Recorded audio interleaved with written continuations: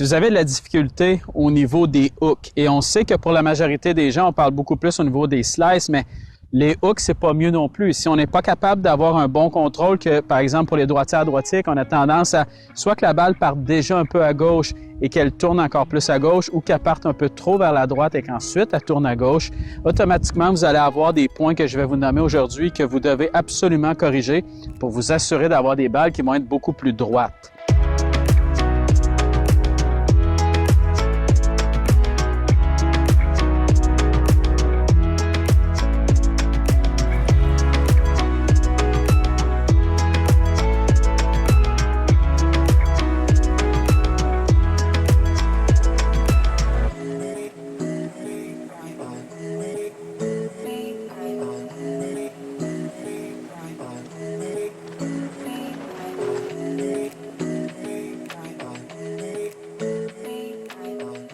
Le premier élément, en fait, c'est de vous assurer que vous avez suffisamment de rotation de corps. C'est-à-dire que pour la majorité, lorsqu'on va avoir des problèmes au niveau des trajectoires, ce qui va arriver, c'est qu'on va arriver à l'impact et lorsqu'on redescend, c'est qu'on va arriver à l'impact comme ça ici où le corps va arrêter complètement de tourner. Donc, la boucle de ceinture va être face à la balle au lieu d'être face à la cible.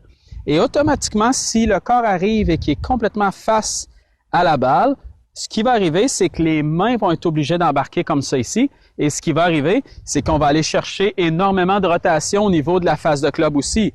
Et ce qu'on va voir, c'est qu'on va voir automatiquement que la face se referme et je vais avoir tendance à avoir des effets vraiment de droite-gauche. Donc, si je le laissais, je vais faire ça ici. Je vais garder ça.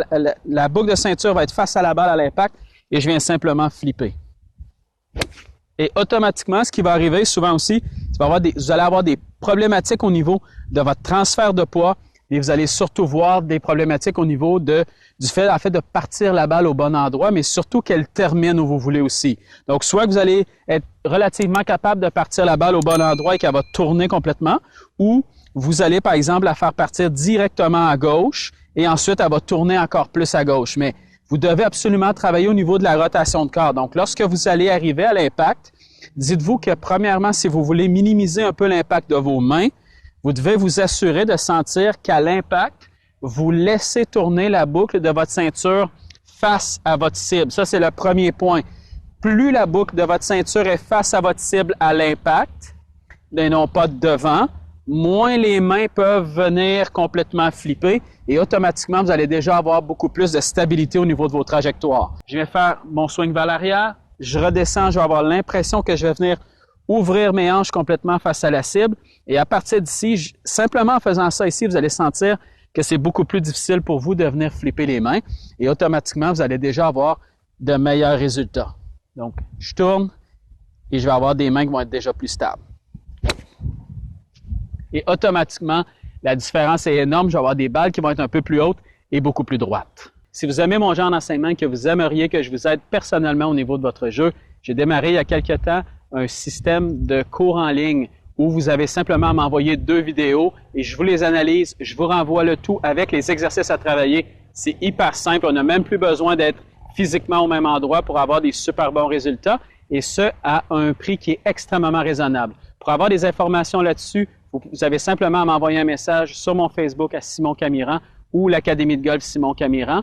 Ou si vous aimez mieux, j'ai mon email qui va être tout juste ici aussi. Vous pouvez m'envoyer un message là-dessus. Je vais vous envoyer tous les renseignements et vous allez voir, c'est un programme qui est ultra efficace et qui fonctionne déjà merveilleusement bien et je vous en remercie d'ailleurs énormément. Donc sur ce, on continue la vidéo.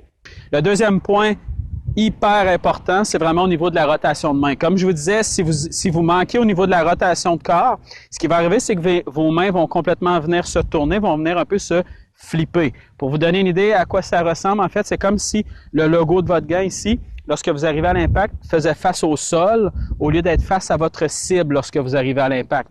Et si le logo du gant fait complètement face au sol ici et tout de suite après l'impact aussi comme ça ici, ce que ça veut dire, c'est que vos mains viennent complètement se tourner. Donc, pour corriger ça, premièrement, on s'assure que la boucle de ceinture vienne tourner. Ça, c'est super important. N'oubliez pas, si elle ne tourne pas, vos mains sont obligées de flipper. Donc, on va venir s'installer. On veut sentir que la boucle de ceinture est bien tournée.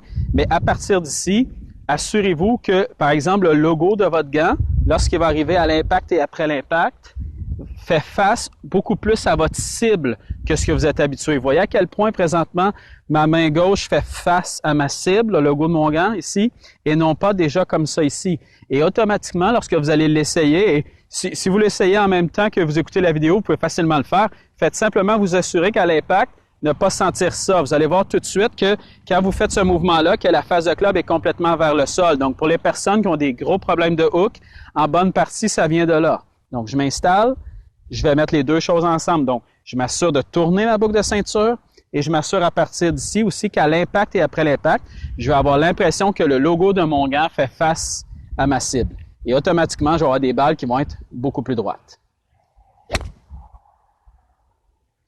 Troisième élément hyper important, vous allez voir que tout est relié ensemble. Okay? Et tout démarre de la boucle de votre ceinture, tout démarre en fait de votre rotation de corps à travers la balle. Mais si vous voulez vous assurer d'avoir des balles qui sont plus droites, vous devez à la fois tourner votre boucle de ceinture à l'impact et non pas faire face à la balle.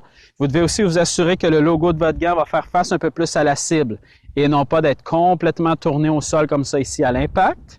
Et troisièmement aussi, vous devez vous assurer que votre épaule droite reste toujours sous votre gauche à l'impact.